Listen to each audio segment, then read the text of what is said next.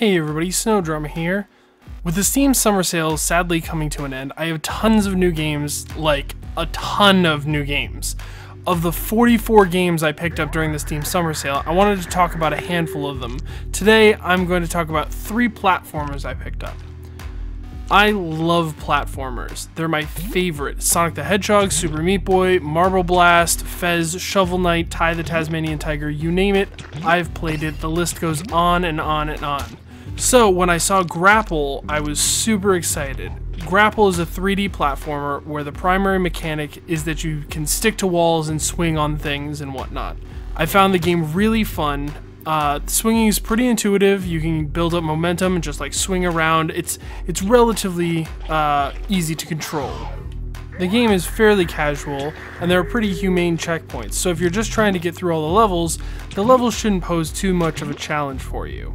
The real depth to the game is that there are collectibles all over the place. There are like 5 or 6 of them in each level, but they're entirely optional. You don't have to get them in order to complete the game.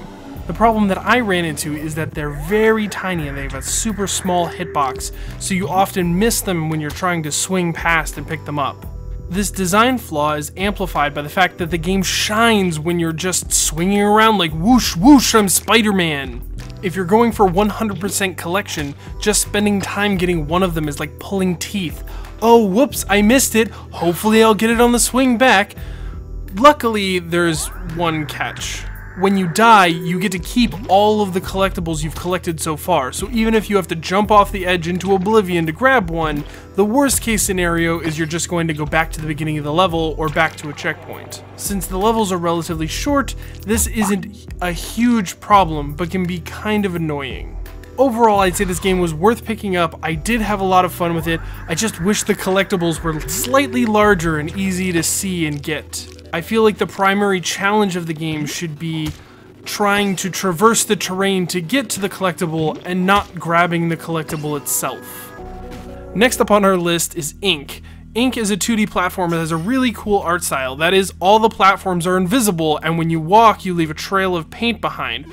You can also double jump, and that sprays paint everywhere. The paint gets on the surface of the platforms, and that reveals them. Alright, I'm just going to say it. The closest game to this would probably be Super Meat Boy. If the level was invisible and you needed to use the blood of Super Meat Boy to find the walls. The game is pretty challenging, and I found myself getting frustrated by a few levels. The controls are alright, but they're kind of floaty, and that makes platforming kind of difficult. Also, some of the platforms are really close to the edge of the screen, and I found myself often walking off the screen and dying. After a certain number of levels, they begin to add various environmental hazards, which are have pretty large hitboxes. This can get super annoying when you're trying to position yourself on a platform, and the spikes that are on the side of the platform that you're standing on kill you for what appears to be no reason. But the biggest complaint that I have with this game is that there's only one song. In the 30 levels that I played, there was only one song that played through the entire time. Great as this song was, it just didn't seem to fit with the theme.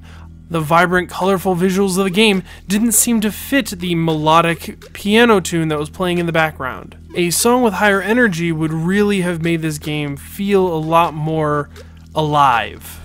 Overall, this game is basically built for those who like Super Meat Boy. If you were looking for something like Super Meat Boy, then this game is the game for you. Otherwise, I would only pick it up if you really like precision platforming with some slightly unforgiving level design. And finally, that brings us to Hyposphere.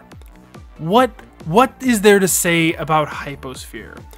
Well, I will be blatant, I will say, Hyposphere, you managed to fool me. Hyposphere is a platformer like Influx, Super Monkey Ball, and Marble Blast Ultra. I mean, it's really hard to say anything about this game other than that it's unfinished.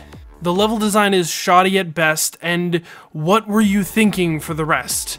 The first level is the only good one. It's the only level out of the 6 that I could manage to play before just giving up and walking away. It was the only one that had any ounce of like decent level design.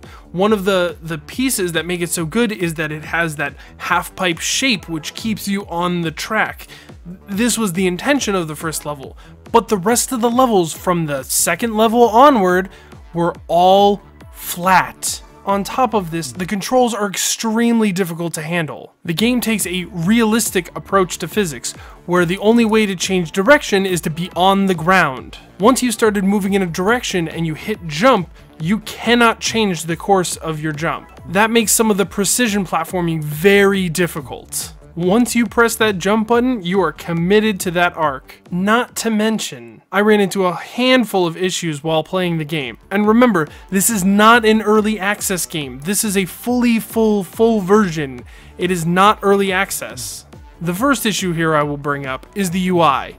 At one point, I literally thought I crashed the game, but I hadn't. I had just instinctively pressed the B button after opening the menu. The B button on the pause menu UI quits the game. It literally quits the game. The button that has been drilled into our heads to be the cancel button, the back button. They decided that that was the button that they wanted to make it quit the game. No warning, no nothing, just bye, peace. There's also one level where I literally fell to my death, expecting the game to reload me at the beginning because for whatever reason, pressing the X button to restart the game on the pause menu takes longer than falling through the death volume under the level and then being pushed back to the start. But that death just never comes.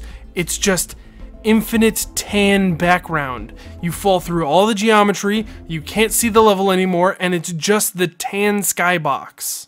The death volume in this level is literally missing. Not early access, full version, death volume completely missing. My final thoughts on the game is that the game follows a formula that worked before for games like Marble Blast Ultra and Influx, but fails to realize what makes those games so great: the tight, responsive controls and the level design that's accommodated for the gameplay. That's it for now, and thank you so much for watching. If you liked the video, please press the subscribe button. I'm going to be uploading reviews for games every Friday. This is my first one, so tell me what you think down in the comments. This is only my first, but it won't be my last. Click the annotation or the link in the description to check out my other Steam Summer Sale reviews for The Last Leviathan, Moonlight, and Stardew Valley. Also, if you like game design, go check out my other channel, Snowcode, where I talk about programming and other game design concepts. Plus, check me out on other social media, Twitter, Facebook, Twitch, and my personal site, snowdrama.net, for all the updates.